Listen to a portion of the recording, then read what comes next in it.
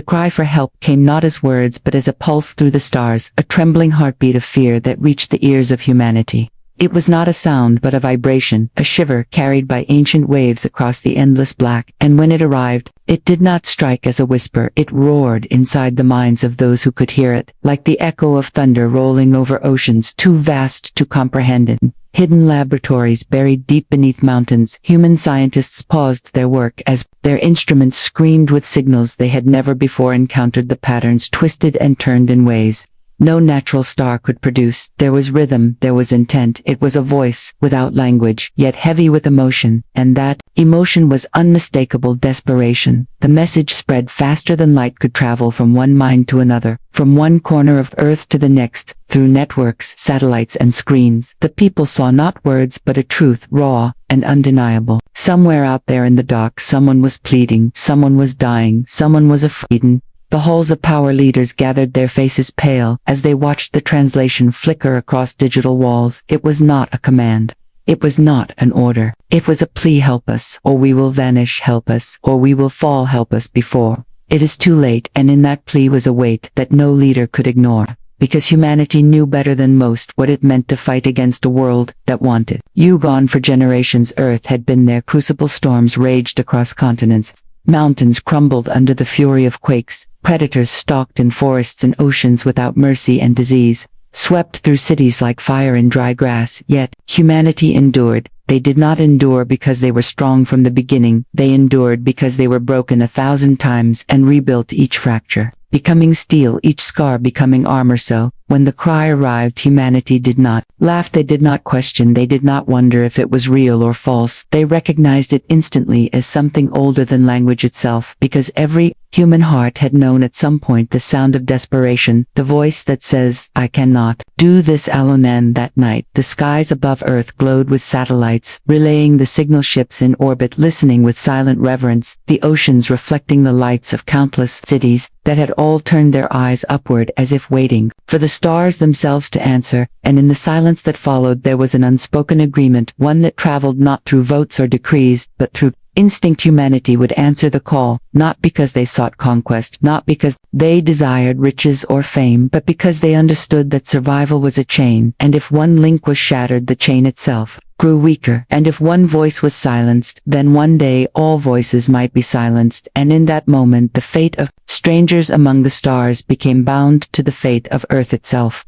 And so the cry for help became more than a message, it became a spark. It lit the fire in the hearts of billions, a fire that would forge a decision, and that decision would soon awaken the fleet sleeping in its steel womb, waiting in silence for the day it would rise. On the Deathworld, where storms shattered mountains and predators hunted, the strong humanity looked to the sky and knew the call was real. For Earth had always been a teacher of harsh lessons, and every lesson carved itself into the bones of its children. The deserts baked skin and cracked stone beneath merciless suns, while ice clawed across the poles with winds sharp enough to flay the flesh from bone. Rivers drowned valleys without warning, volcanoes spat fire into the skies, and jungles whispered with venomous teeth in every shadow. Yet through all of it, humanity endured, and in enduring they became something more than fragile creatures of flesh. They became hardened survivors who carried the will of Earth itself within their hearts. When the cry for help from the stars reached them, it did not sound strange. It did not feel foreign. It was a sound they had always known, for they had heard it in the cries of villages broken by famine, in the pleas of voices swallowed by storms, in the gasps of soldiers bleeding out on the soil of endless battlefields.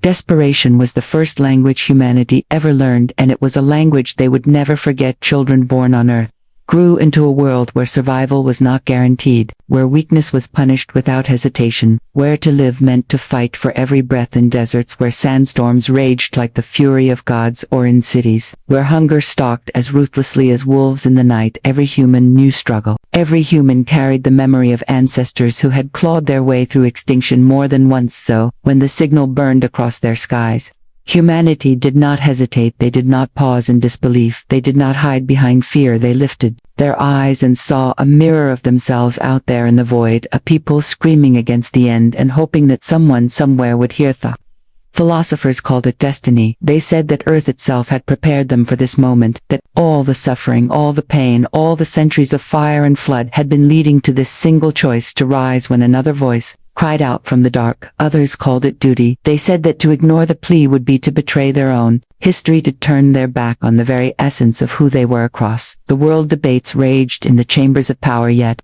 no one truly doubted the outcome, for humanity was a Deathworld species, forged in fire and storms and ice and blood, and when a challenge came, they answered not with retreat but with teeth bared and fists raised. The skies filled with rumors of ships waking from slumber. Ancient fleets built for defense now stirred for war. Engineers whispered prayers as they walked among engines that glowed like slumbering giants. Children watched the night sky with wide eyes, wondering if tomorrow would bring stories of heroes rising from Earth to fight for those they had never met. And in every corner of the world, one truth was spoken quietly but with certainty: the Deathworld had shaped them for survival, and now survival was no longer only their burden, it was the burden of the galaxy, and humanity would not let that burden fall unanswered. The decision was not made in silence, for old scars whispered of past wars, yet the choice burned bright in every heart: humanity would answer. And though leaders sat in their high towers, surrounded by councils and generals, the truth had already moved through the people like fire, through dry fields, unstoppable and absolute. In the chambers of power, voices rose in heated debate. Some warned of traps, that perhaps the cry for help was bait from an enemy who sought to lure the Deathworld fleet into ambush. Others feared the cost of war, for humanity had known the price of battle too many times: cities reduced to rubble, soldiers returned in coffins, children growing without parents because the battlefield had swallowed them whole. Yet despite the warnings, despite the doubts, no one truly believed that Earth would ignore the call. The generals stood tall, grim faces carved by years of command. They remembered the wars that scarred continents, the uprisings, the battles in space against threats born both from Earth and from beyond. They carried maps filled with lines that marked victories and defeats, yet in their eyes there was no hesitation. They spoke with certainty. Humanity did not abandon those who begged for help, because they had once been the beggars themselves, pleading with fate for another sunrise. The scientists spoke as well, their voices urgent. They had broken the signal into fragments and woven them back together until the story was clear. The aliens who sent the call were on the edge of extinction, their cities shattered, their fleets broken, their worlds bleeding under the weight of an enemy that showed no mercy. There was no doubt this was not illusion, not deception. This was a people clawing at the edge of oblivion, and in the streets the people already knew before the leaders spoke, before the councils gathered. They knew because the call had reached them. To it had not needed words, it had not needed translation. The pulse had gone straight to their hearts, and there it stirred. Something ancient, something that remembered the caves where their ancestors huddled by fire while beasts howled outside. Something that remembered hunger and fear, and the fight to live when the odds said death would come instead. Mothers looked at their children and whispered that someone out there was crying, just as they had once cried. Fathers sharpened their resolve as they watched the skies glowing with satellites. Students argued in universities that survival was not a gift but a shared struggle, and that ignoring the plea would make them less than human. The debates in the great halls stretched into long nights, filled with speeches, calculations, and projections of loss and cost, but none of it mattered, because the choice had been made long before the chambers filled with voices. It had been made the moment the pulse reached Earth, the moment every heart recognized itself in the desperate cry of strangers. So, when the final vote came, it was not a surprise, it was not a revelation, it was a confirmation. Humanity would answer, humanity would rise, the Deathworld fleet would awaken, and the galaxy would learn once again that Earth did not turn away when survival hung by a thread. From hidden docks rose the fleet, Titanic vessels forged in fire and war, scarred yet unbroken, as if the spirit of Earth itself had taken form in steel. And silence filled the void as the colossus of humanity stirred from slumber deep beneath oceans. In caverns carved by machines older than a generation, ships long thought to be relics of another age came alive, their hulls black and jagged like the teeth of predators, their engines glowing with the slow breath of giants awakening in orbit above. Earth hangars opened like the mouths of ancient fortresses, and carriers emerged, bearing wings of fighters sleek and sharp, each one a blade waiting to be unsheathed. In the deserts, ships rose on pillars of fire, sandstorms whipping around them, as if the world itself was reluctant to let them go. Mountain bunkers cracked open to reveal cruisers vast enough to blot out the horizon. each vessel carrying the scars of old campaigns, their armor layered and battle-worn, yet still unyielding. Walked among them with reverence, touching hulls, as priests might touch sacred stone. They whispered blessings in the language of machinery, tightening bolts, checking weapons, watching systems glow to life with green lights one by one, until the ships hummed like a choir of titans. Preparing for war, crew members marched aboard, their faces grim yet proud, young recruits with eyes burning with determination, veterans with gazes like steel, who had already seen the cost of battle, all bound by the same unspoken vow. No matter what waited in the dark, no matter what price had to be paid, humanity would not ignore the call. The fleet was more than ships, it was the memory of every struggle Earth had endured. Each vessel was born of storms, quakes, floods, plagues and wars, each one a monument to the resilience of a species that had refused extinction time and time again. Their designs were not elegant, not graceful, they were angular, brutal, made for survival rather than beauty. Every surface, a shield, every edge, a weapon. As the first ships broke from the atmosphere, the night sky lit up with fire trails like falling stars in reverse, rising instead of descending, and people across Earth watched with awe. Children pointed from rooftops, lovers embraced under the glow of ascending warships, elders bowed their heads in silence, for they had lived long enough to see humanity rise, not just to defend itself but to carry its fury into the stars above Earth. The fleet gathered dark shapes, blotting out constellations until the sky itself seemed to shift, the weight of their presence undeniable, their formation precise, their silence heavy. It was not the march of soldiers, it was the awakening of predators, each one honed by a world that had never shown mercy and would never teach peace without warrant. When the final signal came, the engines roared to full strength and the Deathworld fleet turned its gaze outward, leaving Earth behind, but carrying its spirit into the void, a spirit forged in storms and sharpened in fire, now unleashed upon the stars. The aliens who had sent the call watched their skies break as humanity arrived, and in that moment hope and dread tangled as one, for never before had they seen such a force, never before had they imagined that an answer to their plea would come, not as gentle voices but as shadows, vast enough to swallow the stars. Their world was scarred, the land torn open by bombardments, their oceans boiling with wreckage, their skies patrolled by enemies who gave no quarter. They had lived so long under siege that hope had become a memory, fading with each sunrise. Yet now, as the black shapes of human warships descended from the void, they felt something they had nearly forgotten. They felt the stirrings of belief that survival might still be within reach. Crowds gathered in ruined cities, eyes lifted to the heavens, where the fleet loomed like a storm waiting to break. Mothers held their children close, whispering prayers in languages cracked by grief. Soldiers, battered and bloodied, stood at attention, their weapons trembling in their hands as they beheld the newcomers, their minds torn between awe and terror. For the human fleet was not beautiful, it was not radiant like the vessels of old legends. It was monstrous in its scale, brutal in its design, each ship a dagger of steel and fire, moving with a precision that spoke of endless war. The aliens had asked for saviors, but what they saw instead were predators, ancient and merciless, forged in a crucible. They could scarcely imagine the leaders of the alien world gathered in broken halls, their council chambers reduced to fragments of stone, yet their voices carried as they debated what had come. One elder whispered that salvation had arrived, another warned that they had summoned something far worse than their enemy. For what kind of species built fleets like these? What kind of people carried death into the sky, not as burden, but as inheritance above them? The ships moved into formation, each one casting shadows over the alien lands. The sunlight fractured into beams as colossal carriers blotted the horizon. Fighters spilled from their bellies, like swarms of steel birds, engines shrieking across the heavens, and the ground shook as their presence grew heavier, not from impact, but from the sheer weight of power that pressed upon the air itself. Some fell to their knees, overwhelmed by the sight.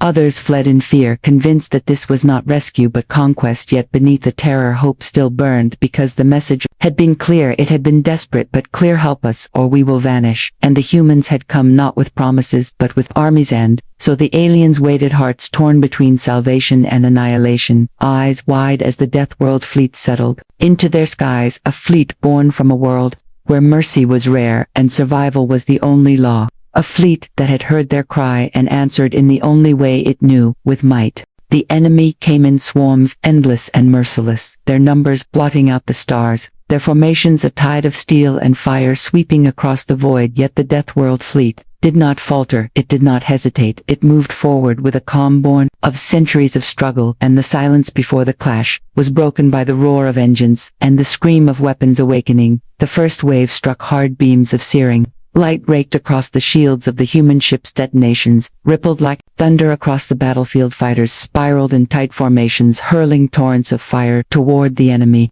who answered with their own relentless barrage. But the Deathworld fleet did not scatter. They held formation, each vessel moving as if part of a single living beast. Cruisers at the front unleashed broadside salvos, entire walls of fire that tore through the enemy line, shredding hulls to molten fragments. Carriers released wave after wave of interceptors, sleek machines darting through chaos with precision, every strike calculated, every kill swift and merciless. The aliens who watched from their shattered world could not comprehend the fury.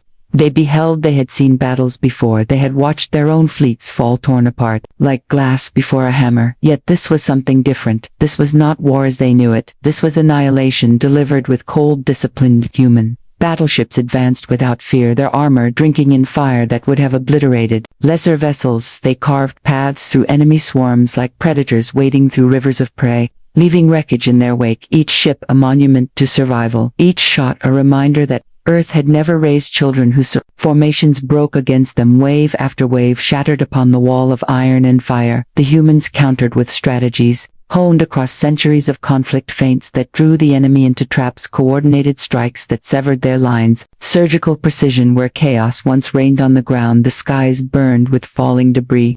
Wrecks of enemy craft rained down into oceans and deserts, leaving trails of flame like dying stars, and the aliens who cowered beneath the storm realized that salvation had not come with gentle hands. It had come with claws sharp enough to rip the heart out of their enemies. Still, the swarm pressed on, countless numbers, throwing themselves at the human fleet, desperate to overwhelm through sheer volume. But the Deathworld fleet thrived in desperation. It thrived in impossible odds, for Earth had taught its children that victory was never easy, that survival was always earned in blood and fire, and now that lesson was written across the stars. And as the battle raged, the aliens lifted their eyes in awe and terror alike, for they had called for help, and help had come.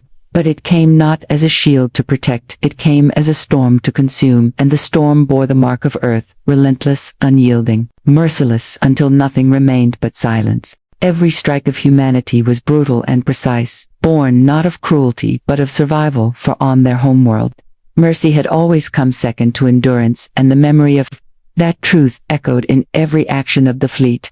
The humans fought as though they carried the storms of Earth within their veins. Their weapons spoke with the language of thunder. Their formations shifted like oceans crashing against unyielding cliffs. Every move designed not only to kill, but to break the will of the enemy, to remind them that this was not simply a battle, it was a struggle for existence, and humanity had never been a species to lose such a on Earth. No one had given them mercy. The predators that stalked their ancestors had never paused to pity the prey. The diseases that swept across their lands had never hesitated in their hunger.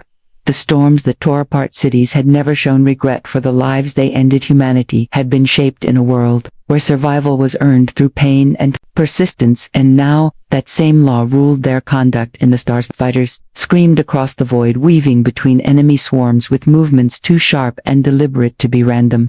Each kill clean and final, no wasted energy, no hesitation. Capital ships rotated in formation, covering one another with shields and fire, every vessel acting not as individuals, but as parts of a singular will, a living embodiment of Earth's defiance. The aliens who watched trembled not only at the destruction unfolding above them, but at the realization that humanity was not fighting with hate. There was no rage in their strikes, no hesitation, no cruelty. There was only focus, cold and absolute. It was not vengeance, it was not conquest, it was survival. And survival for humans meant leaving nothing that could threaten them. Standing among their enemies, confusion spread. They had faced opponents before, species who fought with passion or desperation, species who sought glory or honor or revenge, but the humans carried none of these burdens. They fought like a storm that had no need for justification. The storm existed, the storm destroyed, the storm endured in The heart of the battle, human commanders spoke in voices steady and calm, their words, not of glory but of function. Hold the line, strike here, shield the carrier, recover the wounded. There was no poetry, no rhetoric, only survival tactics, refined through centuries of conflict and carried into the stars with ruthless efficiency, and in every blow the truth of humanity revealed itself. They were not saviors cloaked in light, they were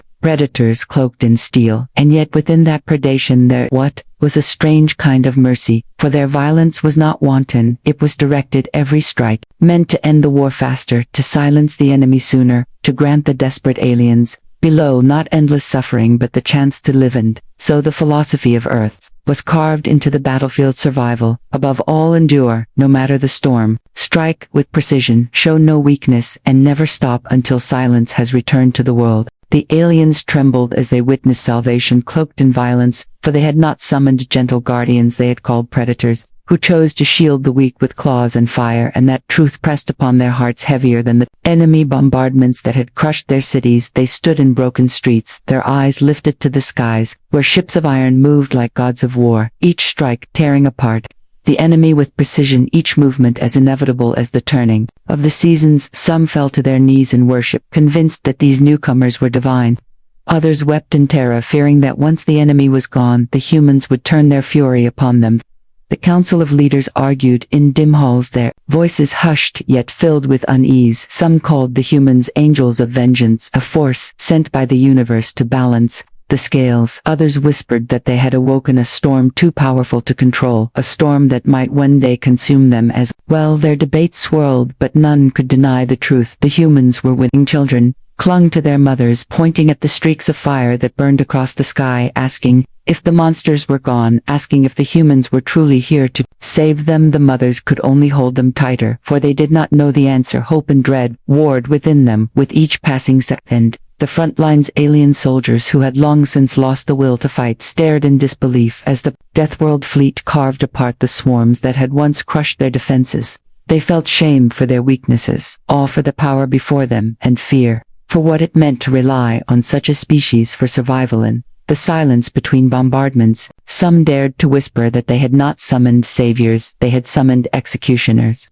who had simply chosen to point their blades in a different direction for now. Yet, even as that fear spread, so too did gratitude, for without the humans their world would already be ash, and their people scattered into dust. The elders of the alien race remembered ancient legends, stories of destroyers who came from the stars, wielding storms and fire for centuries. These tales had been dismissed as myth, yet now as they gazed upon the Deathworld fleet, they wondered if those myths had not been warnings. Had humanity always been destined to become such legends, written across the void in blood and steel? And still, despite the fear, despite the uncertainty, there was relief. For the first time in generations, the enemy retreated, broken by the fury of the newcomers' hope flickered like a flame, refusing to die. The aliens whispered to one another that perhaps survival was possible, perhaps tomorrow would still come. Yet in their hearts they carried a truth they could not escape. Salvation had arrived, not dressed in light, not carrying peace, but cloaked in iron, with eyes sharp as predators and voices as cold as the storms of their homeworld. And they knew they would never look at the stars the same way again.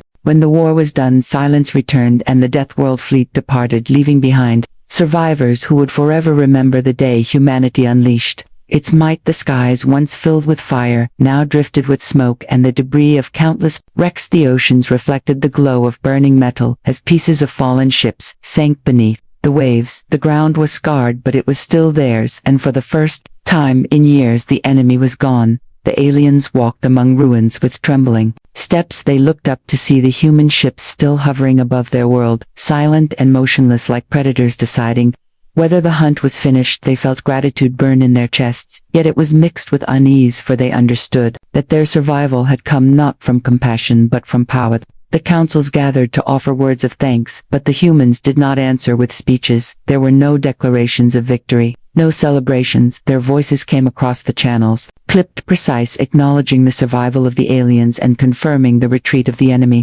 Then, silence again, the kind of silence that weighed heavier than thunder. Mothers pointed to the skies, where the fleet remained, a wall of iron between their world and the void, telling their children to remember this day not as one of conquest but as one of deliverance. Fathers stood in silence, staring upward, knowing in their hearts that these saviors were not saints but something far older and far more dangerous. And the city's crowds lit fires in the streets, not as offerings but as signals to the sky, a silent language of gratitude, hoping the humans could see, even if they could not feel. Their hearts poured upward into the void, prayers and fear intertwined into one unbroken thread.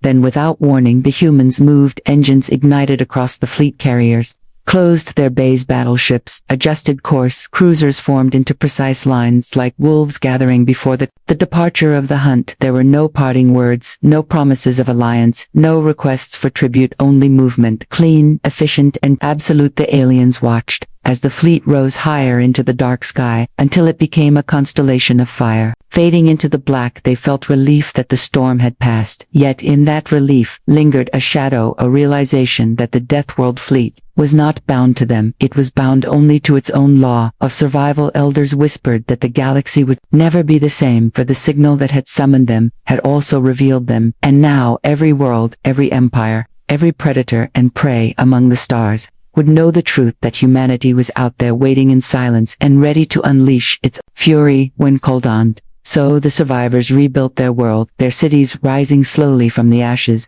But in every stone laid and every child born, they carried the memory of that day, the day when they cried for help and were answered by the children of a Deathworld who came not as angels but as predators who chose mercy through might.